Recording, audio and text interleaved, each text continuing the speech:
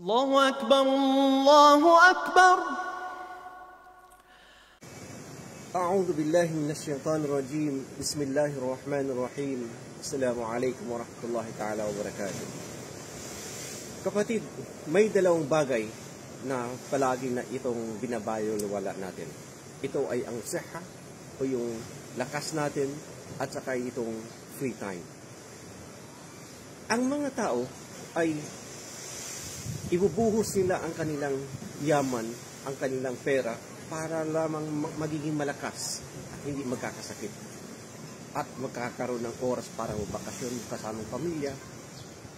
Pero bakit kaya? Ito ay sabi ng Propeta Muhammad sallallahu alaihi wasallam, ni'matani maghbunun fiha kathirun minan nas, as-sihhatu wal faragh. Karamihan sabi ng mga tao ay nakakaligtaan o binabaliwala nila na itong napaka importanteng bagay.